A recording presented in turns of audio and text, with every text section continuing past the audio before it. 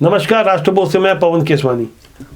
इस साल लोकसभा चुनाव के पहले 10 राज्यों के विधानसभा चुनाव होने वाले हैं। यदि जम्मू कश्मीर में भी चुनाव हो जाते हैं तो इसे मिलाकर कुल 10 राज्यों के चुनाव परिणाम यह बता देंगे कि केंद्र में 2024 की स्थिति कैसे होने वाली है। जिन राज्यों में चुनाव होने वाले हैं उनमें आदिवासियों की भूमिका बेहद निर्णायक होने वाली है। यही कारण है कि दो प्रमुख दल कांग्रेस और भाजपा आदिवासियों को वोट को लेकर एक अलग रणनीति पर काम कर रहे हैं। जिन राज्यों में चुनाव होने वाले हैं उनमें छत्तीसगढ़, मध्य प्रदेश, राजस्थान, मिजोरम, मेघालय, त्रिपुरा और नागालैंड, ये वो 7 राज्य हैं जहां से आदिवासी तय करेंगे कि मुख्यमंत्री किसे बनाना है, सत्ता की चाबी किसे सौंपनी है। जबकि तेलंगाना, कर्नाटका और जम्मू कश्मीर, यहां आदिवासियों का वैसा प्रभाव नहीं है। वैसे आज़ादी के बाद से आदिवासियों को कांग्रेस का कोर वोट बैंक माना जाता रहा है।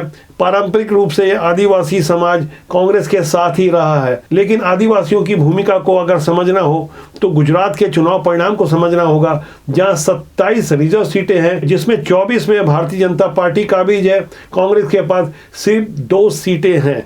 32 साल से यदि कांग्रेस गुजरात की सत्ता से बाहर है तो उसका सबसे बड़ा कारण आदिवासियों की उनसे दूरी है। यही कारण है कि बीते साल राजस्थान में जो उदयपुर का कांग्रेस का सम्मेलन हुआ था, वहां जानबूझकर कांग्रेस ने अपना अधिवेशन आयोजित किया। यहां समझने वाली बात है कि उदयपुर के जिस इलाके में कांग्रेस का अधिवेशन हुआ उस संभाग में 28 सीटें आती है। और यही रणनीति एमपी और छत्तीसगढ़ के अलावा अन्य राज्यों में भी कांग्रेस के द्वारा अपनाई जा रही है कि किस तरह से आदिवासियों को साधा जा सके। इसी तरह छत्तीसगढ़ में कुल 90 में से 29 सीटें आदिवासियों के लिए आरक्षित है। इसमें फिलहाल 27 में कांग्रेस काबिज है। 2018 के चुनाव में कांग्रेस को 25 सीटें मिली थी, लेकिन बाद में हुए 2 उपचुनाव में एक सीट मरवाई की जो अजीत जोगी के निधन के बाद खाली हुई थी, और भारतीय जनता पार्टी की दंतेवाड़ा वाली सीट जिसे भीमा मंडावी के निधन के बाद कांग्रेस ने भारतीय जनता पार्टी से छीन लिया। इस तरह से कांग्रेस की 29 में से 27 सीटें हैं। मौजूदा सूरत हाल में भारतीय जनता पार्टी ने छत्तीसगढ़ सहित तमाम राज्यों में आदिवासियों के लिए एक खास रणनीति को अपनाया है। अभी से 1 महीना पहले अगर हम बात करें तो कांग्रेस की स्थिति बेहद सुदृढ़ थी छत्तीसगढ़ में, खासकर आदिवासी समाज के लिए। लेकिन बदले हुए हालात में छत्तीसगढ़ में धीरे धीरे भारतीय जनता पार्टी सुदृढ़ होती जा रही है। इस साल की शुरुआत की 1 तारीख को नारायणपुर में जो वर्ग संघर्ष की स्थिति निर्मित हुई, धर्मांतरण के मुद्दे पर मिशनरियों द्वारा धर्मांतरित आदिवासी और सर्व आदिवासी समाज के बीच जो संघर्ष हुआ, उसके बाद राज्य सरकार ने एक बड़ा निर्णय प्रस्तुत किया। प्रदेश के 33 में से 31 जिले में रासुका के लिए कलेक्टरों को जिस तरह से फ्री हैंड किया गया है, उसके बाद भारतीय जनता पार्टी ने इसे सीधे तौर से आदिवासियों की अस्मिता के साथ जोड़ दिया। इस मुद्दे पर 15 साल के मुख्यमंत्री डॉक्टर रमन सिंह ने एकात्म परिसर में बाकायदा प्रेस कॉन्फ्रेंस लेकर प्रदेश अध्यक्ष भारतीय जनता पार्टी के अरुण साहू की उपस्थिति में बहुत बड़ी बात की और बहुत गहरे आरोप लगाए। साफ तौर पर उनका कहना था कि सरकार मिशनरियों के इशारे पर काम कर रही है। हालांकि उनकी इस पत्रकार वार्ता वाले दिन ही सीएम भूपेश बघेल ने भी अपनी स्थिति स्पष्ट कर दी। उन्होंने भी बहुत तगड़ा हमला किया। मैं छत्तीसगढ़ के इन दोनों राजनीतिक दिग्गजों की बातें आपको सुनाऊंगा। इससे पहले मैं आपको डॉक्टर रमन सिंह का एक और बयान सुनाऊंगा, जिसमें उन्होंने अपनी स्थिति स्पष्ट कर दी थी कि मैं केंद्र में नहीं जाने वाला हूं, छत्तीसगढ़ मुझे अच्छा लगता है। डॉक्टर रमन सिंह ने यह बयान ऐसे समय में दिया जब उनके विरोधी इस बात की तैयारी कर रहे थे कि उन्हें केंद्रीय राजनीति में भेजा जाए, उनके रहने से यहाँ भाजपा को नुकसान हो रहा है। तब मुस्कुराते हुए डॉक्टर साहब ने ये बातें कही। मैं छत्तीसगढ़ में अच्छा लगता हूँ, छत्तीसगढ़ मुझे अच्छा लगता है। अभी कोई दिल्ली जाने का इरादा नहीं। दरअसल छत्तीसगढ़ में बदली सी भारतीय जनता पार्टी ने जिस तरह से नेता प्रतिपक्ष और प्रदेश अध्यक्ष ओबीसी वर्ग से बनाया है, वहाँ ये कयास लगाए जा रहे हैं कि केंद्र में विजय बघेल को मंत्री के रूप में भेजा जाएगा। इसके बाद भारतीय जनता पार्टी की स्थिति खासकर ओबीसी समाज में और ज़्यादा मजबूत हो जाएगी। 2014 तक जहां राशन कार्ड के आधार पर ओबीसी मतदाताओं की संख्या को आंका जाता था, तब बताया जाता था कि 50% से ज़्यादा ओबीसी की आबादी छत्तीसगढ़ में है। लेकिन क्वांटिफाइबल डेटा आयोग के हिसाब से जो नए आंकड़े प्रस्तुत हुए हैं, उसमें जिसमें ओबीसी वर्ग की आबादी बताई गई है 41%। यहाँ यह भी स्पष्ट किया गया है कि बीते 8 सालों में ओबीसी की आबादी 18 लाख बढ़ गई है। यहाँ गौर करने वाली बात है कि छत्तीसगढ़ में मौजूदा समय में 90 विधानसभा सीटें हैं, जिसमें ओबीसी एमएलए की संख्या महज 22 है। यदि मैं आंकड़ों की बात करूं तो इस हिसाब से यदि मैं आयोग की रिपोर्ट की बात करूं तो अभी भी ओबीसी एमएलए की संख्या उतनी नहीं है जितनी आयोग ने बताई थी कि 40% यहाँ पर ओबीसी की आबादी है। सीएम भूपेश बघेल जो स्वयं ओबीसी का एक बड़ा चेहरा है, प्रदेश के मुखिया हैं, यही कारण है कि भारतीय जनता पार्टी ने ओबीसी को साधने के अलावा अब आदिवासियों को भी रिझाने की कोशिश की है। यहाँ भारतीय जनता पार्टी की ओर से साफ तौर पर संदेश दिए जाते हैं और बताने की कोशिश की जाती है कि किस तरह से भारतीय जनता पार्टी ने एक आदिवासी को राष्ट्रपति बनाया है। केंद्र की तमाम योजनाएं आदिवासियों के लिए तैयार की गई है। बीते 8 सालों के आंकड़े और योजनाओं के साथ भारतीय जनता पार्टी की ओर से जब भी छत्तीसगढ़ की प्रदेश सरकार पर हमला बोला जाता है तब उन्हें याद दिलाया जाता है कि केंद्र सरकार ने कितनी सारी योजनाएं बनाई है। खासकर अभी जो प्रधानमंत्री आवास योजना के लिए भारतीय जनता पार्टी एक आंदोलन करने जा रही है, हालांकि इसकी तारीख 20 जनवरी मुकर्रर की गई थी दुर्ग में, इस तारीख को फिलहाल अभी टाल दिया गया है। इस पीएम आवास के अलावा ढेर सारी ऐसी योजनाओं को लेकर भारतीय जनता पार्टी के सुर आदिवासियों के समर्थन में किस तरह से तैयार हो रहे हैं, उन्हें समझने के लिए आप भारतीय जनता पार्टी के राष्ट्रीय उपाध्यक्ष और प्रदेश भाजपा अध्यक्ष के प्रेस कॉन्फ्रेंस की उन झलकियों को सुनिए, खासकर उनके वक्तव्यों, उनकी भाषा को गौर कीजिएगा। आज कौन सी ऐसी असामान्य परिस्थिति उठ गई जो कांग्रेस कल तक विधानसभा में कानून व्यवस्था को बेहतर बताती थी, आज ऐसे गंभीर कदम उठाने का कारण क्या हुआ? क्या कानून व्यवस्था इनके नियंत्रण से बाहर हो चुका है? क्या अपने दायित्व को निभाने में मुख्यमंत्री जी और सरकार असफल रही है? मैं स्पष्ट आरोप लगाना चाहता हूं, छत्तीसगढ़ में तुष्टीकरण और धर्मांतरण के एजेंडे पे कांग्रेस सरकार काम कर रही है। किसी सरकार का धर्म और संस्कृति को कुचलना, धर्मांतरण को बढ़ावा देना नहीं होता। छत्तीसगढ़ में कांग्रेस धर्मांतरण के पक्ष में अपने अधिकारों का दुरुपयोग कर रही है, मिशनरी के हाथ पे खेल रही है। छत्तीसगढ़ में भूपेश ने घोषित आपातकाल लागू कर लोकतांत्रिक आंदोलन को कुचलने और कानून बनाने की पहल पहले शुरू कर दी थी। पहले ही कानून बनाया था कि कोई आंदोलन नहीं कर सकता, आंदोलन के लिए 18 बिंदुओं पे जानकारी देना पड़ेगा, परमिशन देने के लिए क्या नहीं किया जाएगा।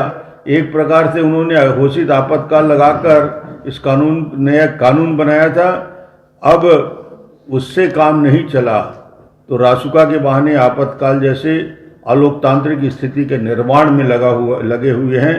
मुझे लगता है यदि उनसे कुर्सी नहीं संभल रही है तो भूपेश बघेल को इस्तीफा देना चाहिए, ना कि राष्ट्रीय सुरक्षा कानून को अधिसूचित करें।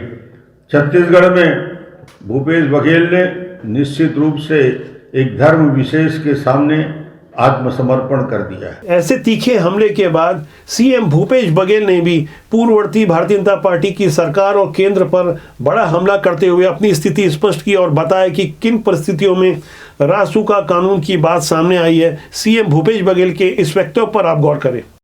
रमन सिंह 15 साल मुख्यमंत्री रहे। रासुका केंद्र सरकार का कानून है और हर 6 महीने एक निश्चित अंतराल में उसको रिन्यूअल करते हैं।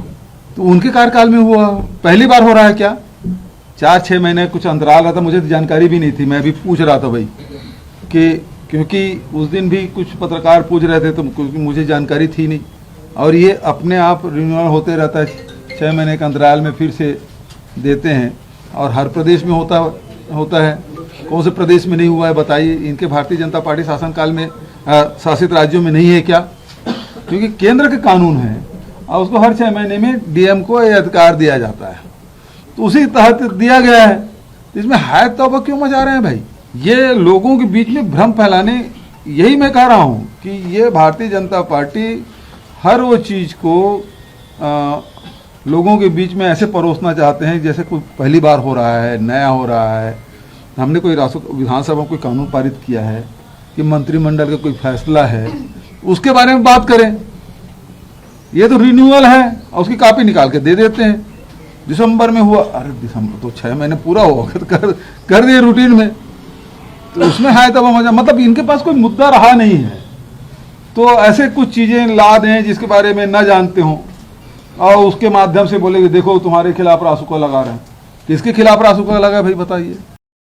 इस विश्लेषण के दौरान जब मैंने अनुसूचित जनजाति की बात की है, तब यहाँ गौर करने वाली बात यह भी है कि आने वाली 20 और 21 जनवरी को भारतीय जनता पार्टी की कार्य समिति की बैठक सरगुजा में होने जा रही है और इस कार्य समिति की बैठक के आखिरी दिन यानी 21 जनवरी को एक जनजाति सम्मेलन किया जा रहा है और दावा किया जा रहा है कि यहाँ 75,000 से ज़्यादा आदिवासी और स्थानीय जनता मौजूद रहेगी। यहाँ गौर करने वाली बात है कि पिछले दिनों केंद्र की मोदी सरकार ने जिन 12 जातियों को अनुसूचित जनजाति में शामिल किया था, उनमें से 5 से 6 इसी सरगुजा संभाग से है जहां भारतीय जनता पार्टी सम्मेलन करने जा रही है। इससे इरादे साफ है कि भारतीय जनता पार्टी कोई मौका नहीं चूकना चाह रही है, खासकर आदिवासियों को अपने पक्ष में लाने की। यहाँ गौर करने वाली बात है कि मोदी सरकार पार्ट 2 में विष्णुदेव साय जो आदिवासी वर्ग से आते हैं उन्हें मंत्री बनाया गया था और मौजूदा समय में जो एकमात्र केंद्रीय मंत्री हैं रेणुका सिंह, वो भी आदिवासी समाज से हैं। भाजपा का यह आदिवासी सम्मेलन ऐसे समय में हो रहा है जब आरक्षण को लेकर राड़ छिड़ी हुई है। 32% आरक्षण वाला विधेयक मौजूदा समय में राज्यपाल के पास सुरक्षित है,